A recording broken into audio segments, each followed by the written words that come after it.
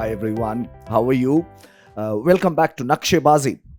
Let's pick up one more map, let's pick up one more region, let's pick up one more time period, and let's look at it slightly differently, right? This is the 15th Sanskaran, this is the 15th episode. So half of the series is pretty much done. Again, keep sending your feedbacks, keep sending your feedbacks. Today, I'm planning to focus on the disintegration of the Sultanate. We looked at how Alauddin Khilji, he really expanded the Sultanate, right? How he really expanded the Sultanate in a big way, right? That's what we looked at. And after that, Muhammad bin Tughlaq also did a pretty decent job at this. But somewhere he was also responsible for the decline because of several of his mistakes. The Sultanate started disintegrating. And in its wake emerged several regional powers. Today, I intend to talk about the splendor of those regional powers. Powers, such as Gujarat Sultanate, Eastern Ganga, Kashmir. These are the people who will now take the center stage. And they will rule some very powerful kingdoms who would, in effect, be ruling as large a kingdom as one of the countries of Europe. Right? And they would be really playing a very important role in the development of the culture as we know it today. Right? So as Sultanate disintegrated, these are some of the names that become, important. Jaunpur, that becomes independent. Bengal jumps out of the board. Right? Here, Mabar, Madurai, they, come out of the fold of, the Sultanate. Vijayanagar, Bahmanis, all get out. Similarly, Gujarat, Malwa, Khandesh, they all come out of the fold of Sultanate. As you can, I'm sure, would agree, I would not be able to talk about all of them at one go. Right? These are some of the new powers which emerge in Peninsula.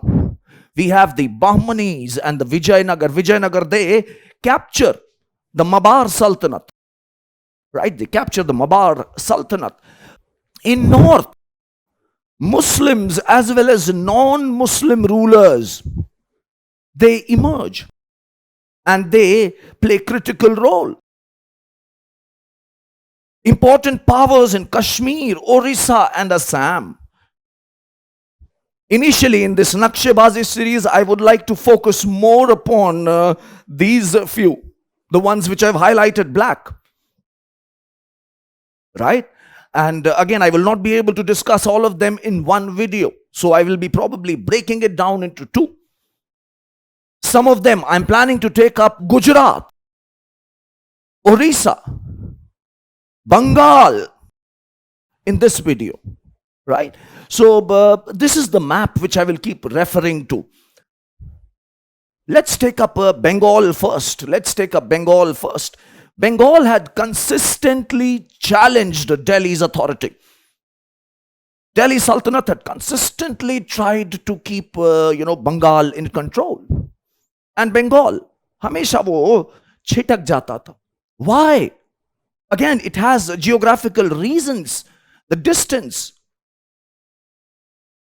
the climate, and the waterways. The Sultanate's army, they were simply not aware about all those intricate rivers which were present in the Bengal region.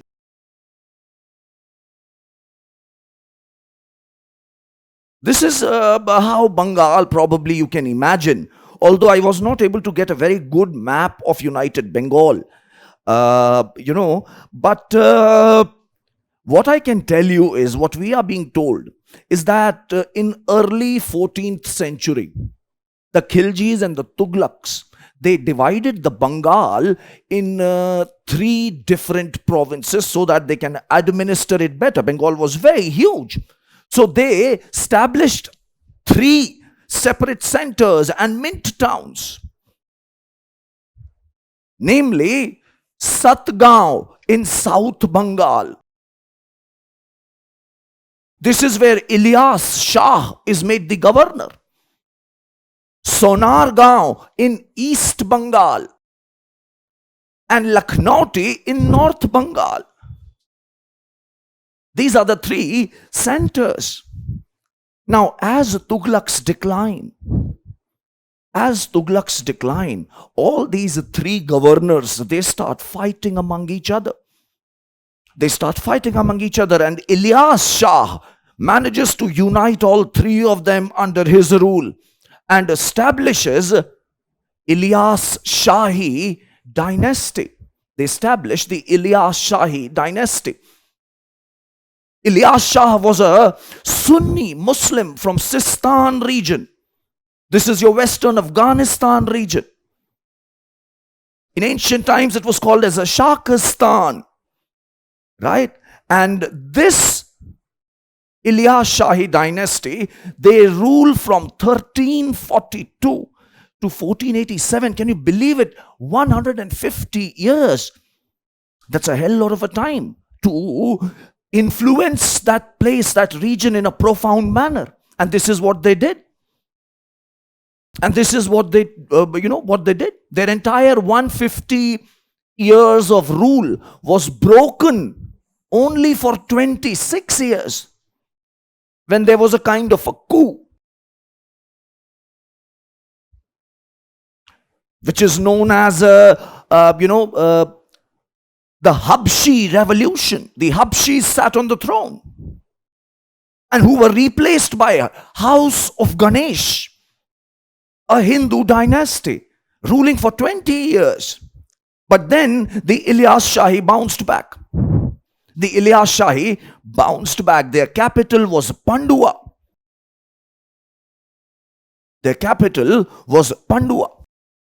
Ilyas Shah, he himself ruled for around 10 years. And his son Sikandar Shah ruled for 30 years. He is credited for constructing the Adeena Mosque. This is Adeena Mosque at Padua in Malda district of West Bengal. Sikandar Shah was a very capable warrior. He even ended up defeating the Tughlaqs twice. And he harbored imperial ambitions. He's defeating Firoz Shah Tughlaq, as you can see. He defeated the forces of Firoz Shah Tughlaq twice. Right? And this Adeena Mosque, which he constructed to showcase his, just like in Chola times, right? They would construct huge temples. These guys would construct huge mosques. This was the largest mosque of the subcontinent for quite some time. I think till the time of Aurangzeb probably. It was the largest mosque of the subcontinent. Now Bengal, once Firoz Shah Tughlaq is defeated, now Bengal, Delhi Sultanate gives up on its dream. And they no longer bother the Bengal Sultanate. It's only in 1538 when Sher Shah Suri will capture Bengal. Till then, Bengal will now stay in peace. And these Bengal Sultanate, they will expand their influence to Kamrup. They will also struggle with Ahoms. Right? They will also struggle with Ahoms. The most important ruler of Ilyas Shahis is Ghiyasuddin Azam Shah, who rules for around 20 years in around 1400. A very scholarly person. He interacted with poet Hafiz of Iran. Poet Hafiz is, you can understand him as probably, in Persian literature, his Diwan, collection of his works, is considered the work, right? And he regularly interacted with Hafiz. His love of justice is also quite fabled. Apparently, while hunting, he ended up hitting a widow's son who died on the spot. The widow approached the Qazi, and Qazi decided to punish the king. And the king was made to compensate the widow. So such was his love of justice. Such anecdotes do float, right? You can, of course, always question their veracity. You can always question everything, right? That's the beauty of history. He sent diplomatic embassies. This, I think, is a historical fact. He sent diplomatic embassies and exchanged embassies with Ming China, the Ming Empire of China. They exchanged embassies. Ming China requested him to send some Buddhist monks, and he obliged. Right? This is Alauddin Hussain Shah. What this fellow does is, he replaces the Ilyas Shahi dynasty. And now Hussain Shahi dynasty captures or rules Bengal. तो बंगाल सल्तनत में अभी कौन आ गए बच्चे? इलियास शाही से हुसैन शाही आ गए. These Hussain Shahi, they are ruling only for, as you can see, 44 years. Right? But again, still they are considered to have played a very important role, especially this Alauddin Hussain Shah. His reign is considered as the golden age of Bengal Sultanate. His reign is considered as the golden age of Bengal Sultanate. This fellow was a contemporary of Chaitanya Mahaprabhu and revered the saint, respected him a lot. Right? He patronized Bengali. High posts were given to Hindus. His wazir, his chief physician, his in charge of mints. All these positions, he gave them to people with merit, irrespective of religion. Right? So some interesting examples do emerge from medieval times, isn't it? Now let's take up Odisha. Odisha stayed out of Delhi Sultanate for quite some time under Eastern Ganga dynasty.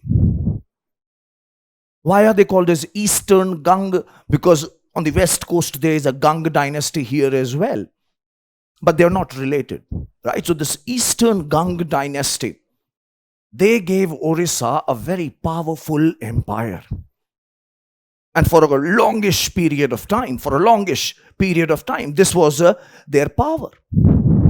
This was their extent of kingdom. One of the first important ruler that we hear of is Anant Varman, Chod Ganga. Right? Anant Varman, Chod Ganga. And this fellow, he is credited with starting the construction at Jagannath Puri. After him, another very massive personality which comes out of this dynasty is Narsimha Deva I. This is Anant Varman and this is Narsimha Deva. Their statues. This guy, why is he known? He's known because he managed to defeat the Tughlaq governor and ensured that the independence of Kalinga kingdom, stays intact. And after that, to commemorate his victory, he constructed the Sun Temple at Konark, a visual for you guys to enjoy. This is Jagannath Temple at Puri, right, known as White Pagoda. And this, of course, is the Sun Temple at Konark. Enough said, right? All right. So this is, so as you can see, right, for the Eastern Gangs, things were going pretty strong. They are strong, cities, if I can say that, is, Jajnagar, Katak, Konark, Kalinga, right? Now, starting 1350s, we notice that Bengal, right, starting 1350s, Bengal and Delhi Sultanate, they start successfully raiding Odisha, Eastern Gang territory. They are successful at it. Ilyas Shahi, he raided all the way till Chilka Lake. Similarly, Firoz Shah Tughlaq, he desecrated the Jagannath temple at Puri. And the entire prestige of Gang Vansh was fallen in tatters. इनका जो पूरा रुतबा भौकाल वो निकल गया.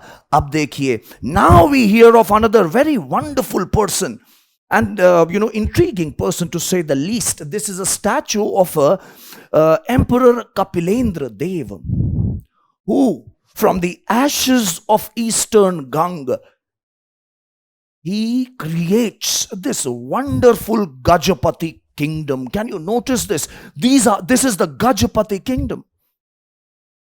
From 1434 to 1466, this is the time period of Kapilendra. The kingdom itself goes on till 1541, but Kapilendra is the founder and the most capable ruler. And you can see the extent. He has gone all the way into Bengal, and he's coming into conflict with Vijayanagar, Bahmanis. He's capturing Karnataka. This was a massive thing. This can be compared with probably Kharwel. Right? So Kapilendra achieved one massive time period of expansion. His forces were engaging both Bengal and Karnataka, Vijayanagar, Bahmani, all at the same time. But again, I do not know much beyond it, right? इसके आगे मुझे नहीं अंदाजा है. But he must have been a very strong person, right? He must have been a very strong person. And these rulers were great builders, patron of arts, warriors too. It is Kapilendra Deva himself who patronized Adi Kavi Sarala Das. Adi Kavi, he's considered as the earliest and the most prominent of poets of Odia. Right? It is because of him. I mean, one of the reasons is that Odia is considered a classical language. Right? He has written in Odia. He wrote books such as Mahabharata, Ramayana, and Chandi Purana. So you can understand the impact his writings must have had on Odia literature. Right? This is Sarala Das, Adi Kavi Sarala Das. Later, these Gajapatis, they will fall in front of the Mughals and Golconda Sultanate. Now let's take up, so we have talked about two regions today. We have talked about, the first one was Bengal. And then we spoke about Orissa, medieval history. Now I'm going to speak about the Gujarat, medieval history a bit. Okay? Right? So, Solankis were here. Right, Solankis were here. And if you recall, Alauddin Khilji was the person who had captured Gujarat. And after that, Delhi Sultanate maintained its control over Gujarat for 100 years. 100 साल तक बच्चे इन लोगों ने rule किया. फिर दिल्ली सल्तनत ने, दिल्ली ने. But in 1400s, early 1400s, just after Timur's invasion, when Tughlaqs were in utter chaos at that point of time, Zafar Khan declared independence. And the richest province of Delhi Sultanate declared itself to be the Gujarat Sultanate. This became the famous Muzaffarid dynasty. This became known as the famous Muzaffarid dynasty, and they are going to rule, as you can see, from 1407 to 1573. And their cultural contributions are immense. And you will realize why am I saying that. Gujarat was very rich. Its amazing handicrafts, its rich soil, the port, all that meant that Gujarat was a very prosperous province. Anywhere, any person, any dynasty who was controlling it. So, Zafar Khan, right? Zafar Khan ruled hardly for some time. He ruled for, I think he ruled only for few years, and then he's replaced by Ahmad Shah, who is considered as the real founder. He's ruling for 31 years, 1411 se lekar ke 1442. He established initially the cities, initially the capital of Muzaffarids was the same as the capital of Solankis, Anhilwada Patan, right here. But then Ahmad Shah, he established the city of Ahmedabad and made it the new capital. He made it the new capital. Right now, Ahmedabad is India's first city to have been given the UNESCO heritage status. This is Spartan and this is Ahmedabad. ये देखो एक झलकी बच्चे. This is what Ahmedabad's architecture looks like. Beautiful, isn't it? Very beautiful, very beautiful. UNESCO, right? Patrimonial. Heritage, right? This is our patrimony. We are receiving it from our previous generations, our ancestors. And we are planning to transfer it to others. So these Muzaffarid dynasty, their architecture, the Gujarat Sultanate's architecture, it had some very unique features. It used the pre-existing Jain elements of architecture. The way Mount Abu had been created, the way Modhera Sun Temple had been created, that Maru Gurjar architectural style, that element was adopted by Gujarat very actively. And you can see that in the image, isn't it? Look at all this, carving, ornate carving.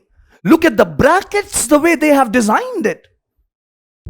The turrets, carving, the brackets. Right? Ahmad Shah, he destroyed several temples, imposed jizya on his population, yet inducted Hindus in administration, had his own son-in-law executed for a murder. So do you see how many shades a typical personality can have? Right? So do not paintbrush people like that, isn't it? That's probably the first lesson from history which we can take up. Okay, so he defeated Hussain Shah of Malwa. I'm not talking about Malwa right now. I will talk about it later. Right? Malwa, Bahmani ko inhone haraya. Bahmani se Thane or Mahim, that region was captured. How fascinating, isn't it? So the Gujarat region, this is what they did. They also subdued the Rajputs who were living in Saurashtra. Their principalities were subdued.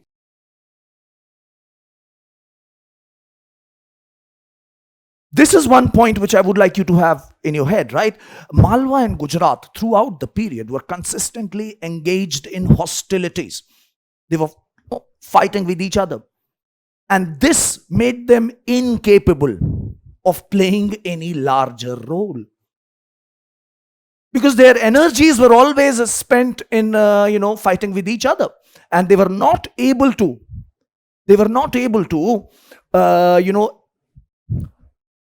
really develop those ambitions of expansion. None of them. Except once. I will refer to that fellow in a while. Mahmoud Begala. He is the most important ruler of Muzaffarid dynasty. Mahmoud Begala. This is Mahmoud Begala, one of the paintings which I was able to find. His rule, as you can see, is a pretty long one. करीब 50 साल से ज़्यादा he ruled. And look at his achievements. He is one of the earliest persons to build a navy off the coast of Diu. Right? And do you realize this is also the time, 1498, Europeans started entering the western coast of India. So one of the early rulers who was able to see how things can pan out, probably. This is Mahmoud Begala. Sacked the city of Dwarka and destroyed the temple. Defeated. Hussain Shah ko to haraya hi gaya tha. Hussain Shah dynasty has been replaced by the Khiljis of Malwa. They were defeated by Begala. Now this guy, why is he known as Begala? He's known as Begala because he managed to capture two massive forts who were considered impenetrable in Gujarat. One was Champaner and the other one was Pavagarh. Right? So he captured Champaner, he captured Junagadh. I'm so sorry, it's Junagadh, right? So he managed to capture those two forts, and that is why he's known as Begala. Right? In Gujarati, that would mean somebody who wins two forts. Right? This entire Champaner-Pavagarh archaeological park, which is around this region in Gujarat, is also a UNESCO World Heritage Site. It has some beautiful constructions. Champaner, if you look at it, it's a very old city. Pre-Islamic history as well. But Begala, he is considered somebody who really put this city in, global tourist space, so to speak. Champaner was established by this guy, Vanraj Chavada, a Gurjar in 8th century.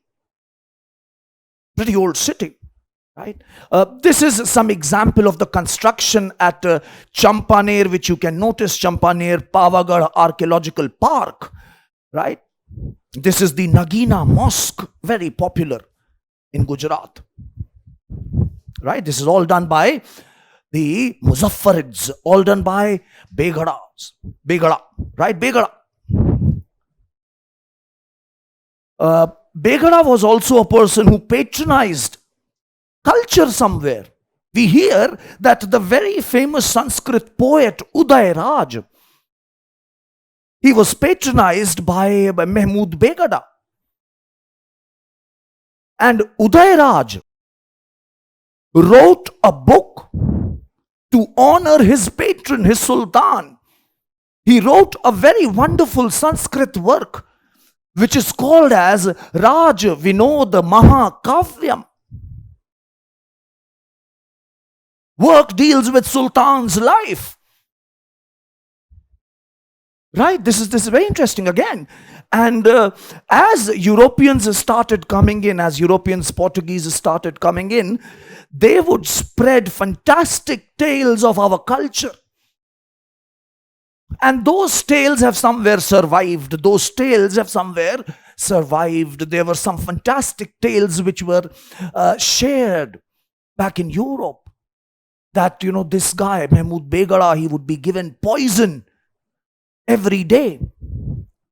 And that, he would always be hungry. He did have a very wonderful appetite, it seems. He did have a very, very huge, humongous appetite. Satish Chandra tells us that every night this fellow would go off to sleep and he would have a bunch of samosas with him. Just in case, you see. Just in case. So, interesting fellow, definitely. Bahadur Shah, this is the fellow. He was the last capable ruler of Muzaffarid dynasty. He was the last capable ruler. Right? He captured Malwa. He invaded Chittor. But he was caught in this, interesting situation. On one side, the Portuguese were there, and on the other side, Humayun was there, the Mughal emperor. And Bahadur Shah caught in this web. Finally, in 1537, he was killed by the Portuguese. Both the parties were conspiring. Portuguese managed a successful plot, while the Muzaffarids were not able to. And now the Muzaffarids became very weak. Their rulers, we really do not need to get into a lot of their political details. But some of them did play some interesting role culturally, because the construction carries on. The construction of these wonderful monuments, it carries on, both in Ahmedabad as well as in Champaner-Pavagarh. See, have a look. This is Sidi Sayyid Mosque, which was constructed in 1572. It is considered one of the symbols of medieval art, one of the symbols of Indian culture, heritage. How so? Like this. IIM Ahmedabad's logo is inspired by this design of Jali, which is present at Sidi Sayyid Mosque. Of course, when I'm talking about IIM Ahmedabad, how can I not just show you the dashing image of Vikram Sarabhai? Read about it. Of course, finally in 1573, the great one, Akbar, what he does is he captures Gujarat. He manages to capture Gujarat, and Gujarat becomes a Suba. And to honor that, to commemorate it, he constructs a massive Buland Darwaza at Fatehpur Sikri. This is how I would like to take a pause here with the story of these regional power. They were very splendid, as you can see. And every time I read about them, I do get, motivated, inspired some way or the other. This is not dark age. These are not dark ages. Right? So see you in the next class. Stay inspired. Bye.